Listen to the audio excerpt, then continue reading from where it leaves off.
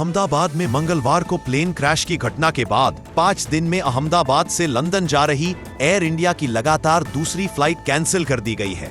इसके पीछे तकनीकी खामी को वजह बताया गया है। आज की फ्लाइट कल रीशेड्यूल की जाएगी। इसके चलते यात्री परेशान हो रहे हैं। एक यात्री ने कहा, इस तरह से जनता को परेशान मत करो। यहाँ आने के बाद आप बताते हैं कि फ्लाइट रद्द कर दी गई है। अब 250 लोग क्या करेंगे, कहाँ रहेंगे? एयरलाइंस की तरफ से कोई उचित व्यवस्था नहीं है। भारतीय प्रधानमंत्री नरेंद्र मोदी कनाडा के दौरे पर कैलगरी पहुंच गए हैं, जहां से पीएम मोदी अल्बर्टा प्रांत के कैनानास्किस में आयोजित होने वाले 51वें G7 शिखर समिट में शामिल होंगे। पीएम मोदी साइप्रस से सीधे कनाडा पहुंचे हैं। अंतर्राष्ट्रीय मंच G7 में पीएम मोदी कई वैश्विक नेताओं के साथ नजर आएंगे। पीएम मोदी इस वक्त कनाडा में है, जहां से वह क्रोएशिया के लिए रवाना होंगे। खबरों से मिली जानकारी के अनुसार इस दौरान मोदी और ट्रंप की मुलाकात नहीं हो सकेगी। G7 7 देशों Canada, France, Germany, Italy, Japan, Britain और अमेरिका का समूह वैश्विक अर्थव्यवस्था का 44% प्रतिनिधित्व करता है, लेकिन इसका आकार वैश्विक जनसंख्या का केवल 10% ही है। इंडिगो एयरलाइंस की एक फ्लाइट जो कोच्चि से दिल्ली जा रही थी, फ्लाइट में बम की धमकी मिलने के बाद नागपुर एयरपोर्ट पर उसकी इमरजेंसी लैंडिंग कराई गई है। फ्लाइट इंडिगो एयरलाइंस में उस दौरान हड़कंप मच गया जब बम की धमकी मिली। हालांकि सुरक्षा एजेंसियों की सतर्कता के चलते फ्लाइट को नागपुर एयरपोर्ट पर इमरजेंसी लैंडिंग कराई गई। मिली जानकारी के अनुसार सभी यात्री सुरक्षित है। यूपी रोडवेज ने छात्रों को बड़ी राहत दी है।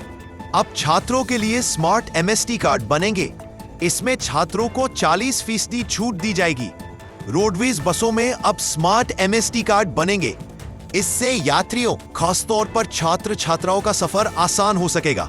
वह आसानी से कार्ड रिचार्ज कर कम दामों में यात्रा कर सकेंगे।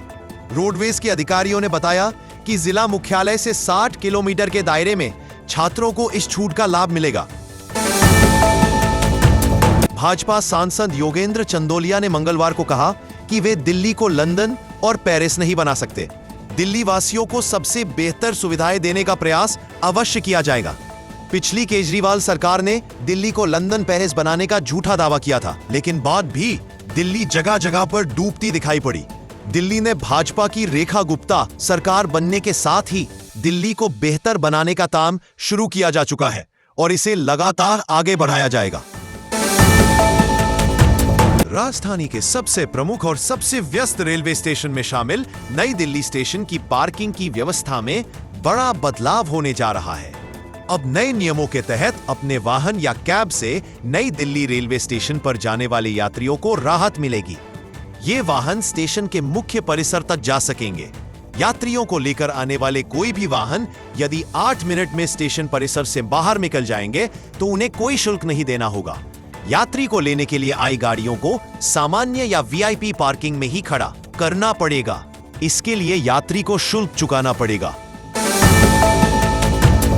बंगलुरु में बीते 4 जून को मची भगदड़ मामले में कर्नाटक की सत्तारूढ़ पार्टी कांग्रेस और विपक्षी दल भाजपा के बीच जुबानी जंग जारी है।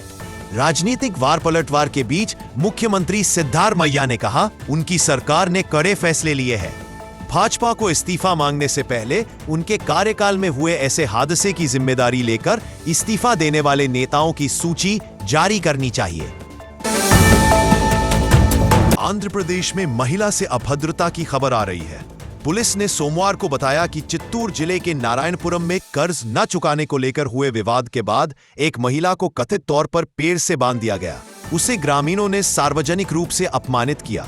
थिम्मा रायपा की पत्नी सिरीशा 19 सोमवार को अपने बच्चों के स्कूल से ट्रांसफर सर्टिफिकेट टीसी लेने के लिए बंगलुरु से लौटी थी। तभी स्थानीय लोगों ने उससे उसके पति द्वारा उधार लिए गए पैसों के बारे में पूछा।